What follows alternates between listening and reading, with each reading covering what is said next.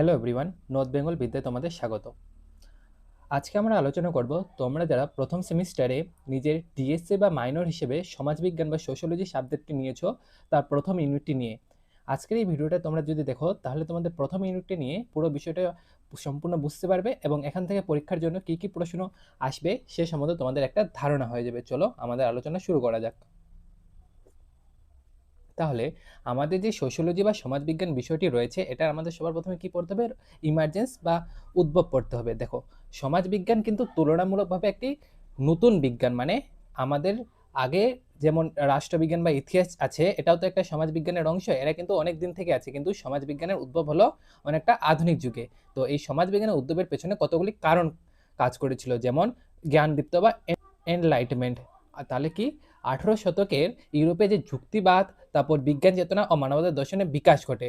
18 শতকে ইউরোপের সমাজ, মানে 18 শতকের আগে ইউরোপের সমাজ ব্যবস্থাটা অনেকটা ছিল প্রাচীনপন্থী ধর্মকেন্দ্রিক। কিন্তু এর পরবর্তীতে কি হলো যে 18 শতকে মানুষের মধ্যে, সাধারণ মানুষের মধ্যে যুক্তিবাদটা অনেকটা প্রকাশ পেল।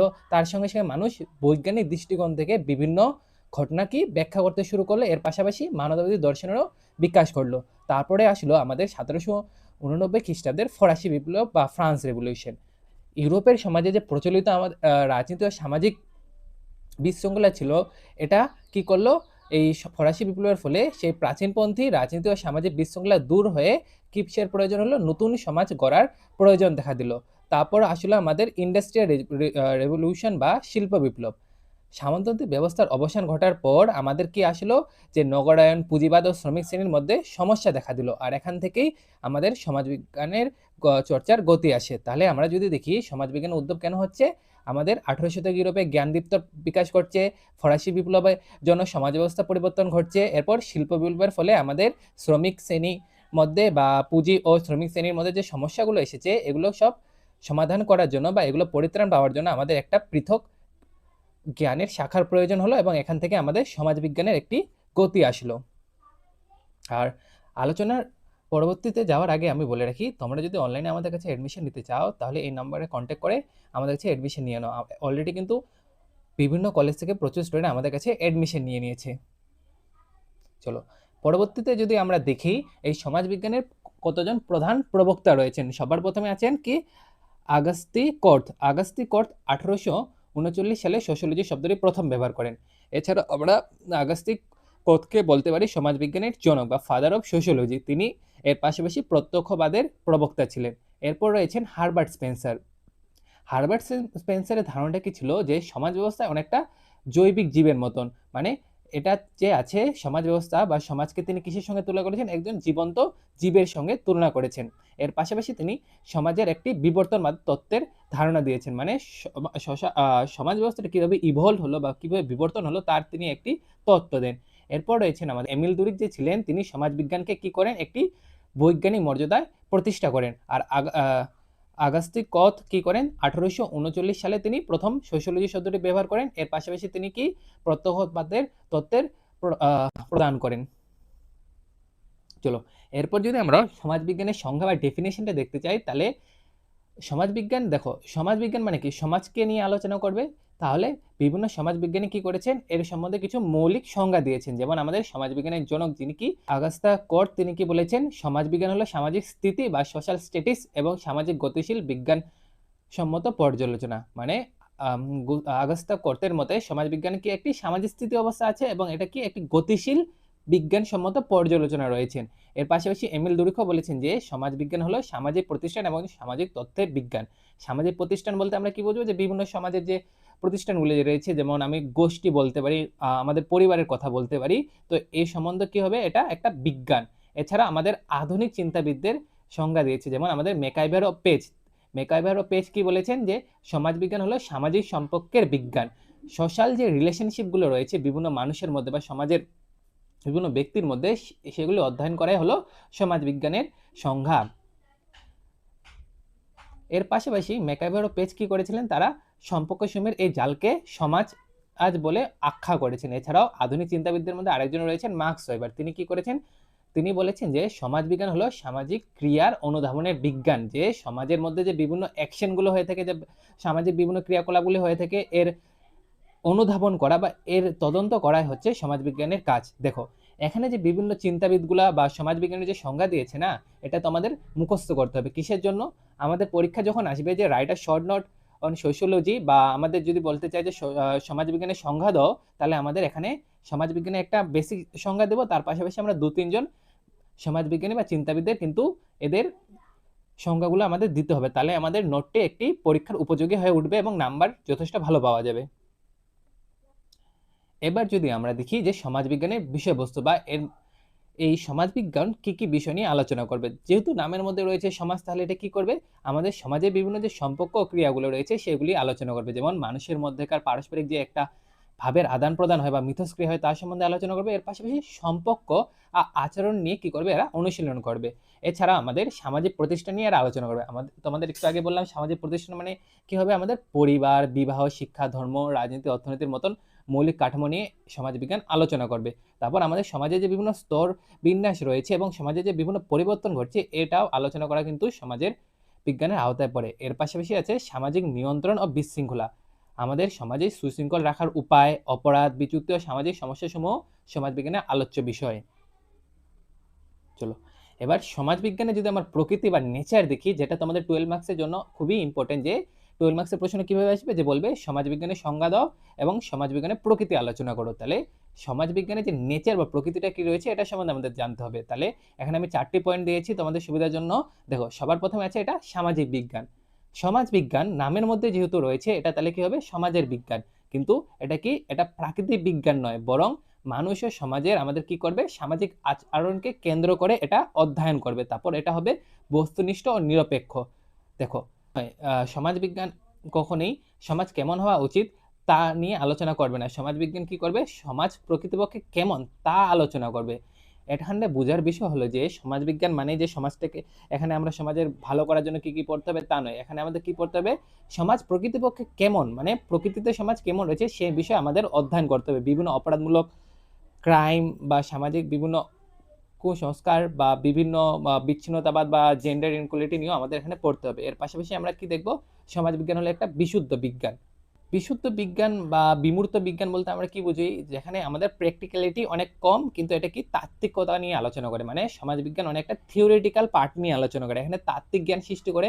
এটা আমরা কি করতে পারি না? সরাসরি প্রয়োগের সিদ্ধান্ত কারো উপর চাপিয়ে দিতে পারি না, বা এটা সরাসরি আমরা প্রয়োগ করতে পারি না। যেমন ধরে নাও আমি তোমাদের বললাম যে জেন্ডার ইকুয়ালিটি অনেক, ইনইকুয়ালিটি মানে পুরুষ আর নারীর মধ্যে বিভেদ অনেক বেশি। এখন যদি আমি বলি সব পুরুষকে আমি সুযোগ সুবিধা সীমিত করে শুধুমাত্র মহিলাদের দেব, এটা তো বাস্তবে প্রয়োগ করা যাবে না, না?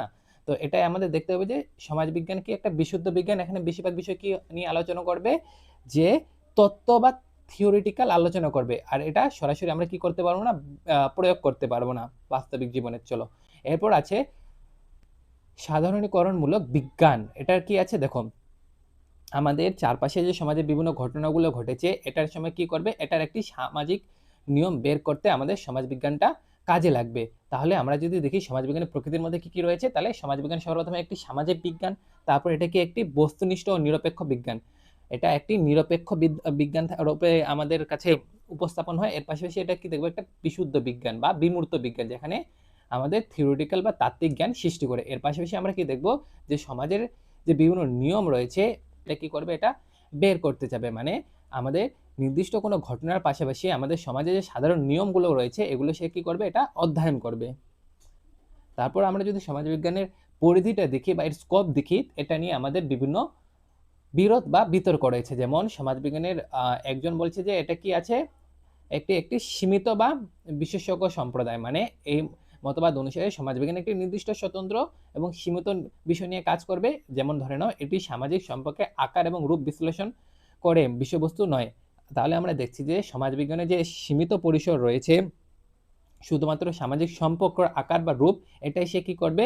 বিশ্লেষণ করবে। এর গভীরে যায় বা এর স্কোপ থেকে বেরিয়ে এসে কি করবে না? বিষয়বস্তু আলোচনা করবে না। এর সমর্থন কারা রয়েছেন? যেমন জন সিমেল, অন্যান্য চিন্তাবিদদের যেমন স্মল, ভিয়ারকান্ড, অন উইনসে রয়েছে। তাহলে আমরা যদি দেখি সমাজবিজ্ঞান কেবল সামাজিক মিথস্ক্রিয়ার রূপ নিয়ে আলোচনা করবে আমাদের আনুষ্ঠানিক বা সংকীর্ণ অর্থে সমাজবিজ্ঞানের পরিধিতে।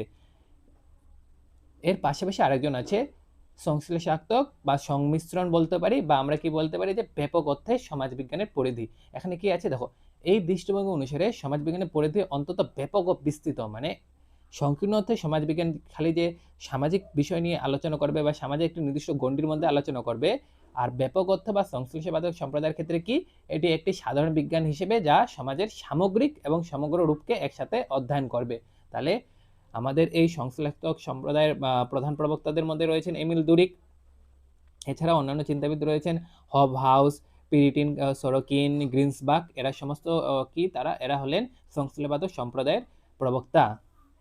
তাহলে আমরা যদি দুটি সম্প্রদায়ের মধ্যে বা দুটি গোষ্ঠীর মধ্যে তুলনা করি, তাহলে আমরা এটা আরো ভালোভাবে বুঝতে পারবো। যেমন যদি দেখি দৃষ্টিভঙ্গি, আনুষ্ঠানিক বা সংকীর্ণ অর্থে কি হবে, সম্প্রদায়ের এখানে সংকীর্ণ থাকবে এবং বিশেষ ভিত্তিক ক্ষেত্র থাকবে, আর ব্যাপক অর্থ বা সংশ্লেষাত্মক সম্প্রদায় কি থাকবে, এরা ব্যাপক সমগ্রতাবাদী ও সম্মানমূলক ক্ষেত্রে সমাজবিজ্ঞানটাকে একটি বিষয় হিসেবে দেখেছে।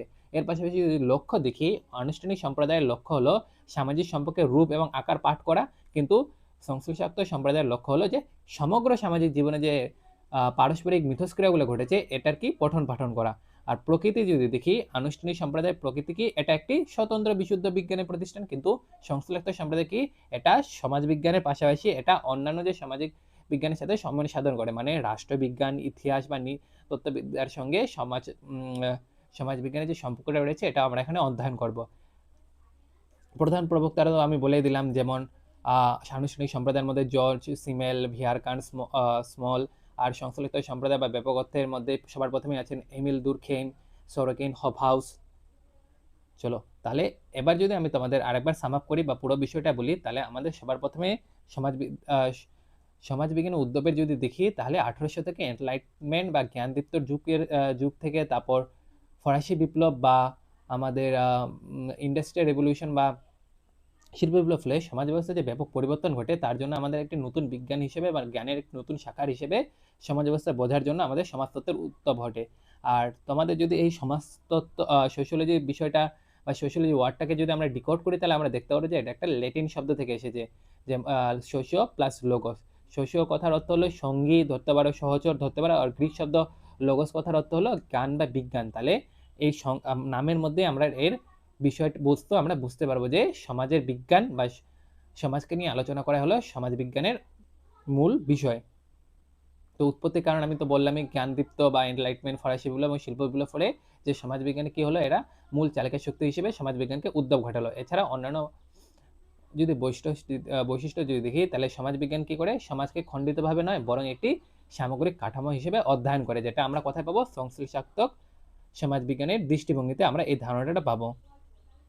তাহলে স্টুডেন্ট, এটা ছিল তোমাদের ইউনিট 1-এর টোটাল ডিসকাশন। আর তোমরা যদি অনলাইনে আমাদের কাছে অ্যাডমিশন নিতে চাও, তাহলে মাল্টিডিসিপ্লিনারি কোর্সে তুমি যদি হয়ে থাকো, তাহলে 399 পে করে আমাদের সঙ্গে যুক্ত হতে পারবে। আর তুমি যদি মেজর কোর্সে হও, তাহলে 799 পে করে আমাদের সঙ্গে যুক্ত হতে পারবে। অলরেডি বহু স্টুডেন্ট কিন্তু আমাদের কাছে অনলাইনে অ্যাডমিশন নিয়েছে এবং তারা কি পাচ্ছে, কোয়ালিটি পিডিএফ নোট পাচ্ছে, অনলাইন ক্লাস পাচ্ছে। এছাড়া আমরা কি করতেছি, তাদের ফুল সেমিস্টারে কলেজের যে কোনো বিষয় নিয়ে সাপোর্ট প্রোভাইড করে রেখেছি আসতেছি।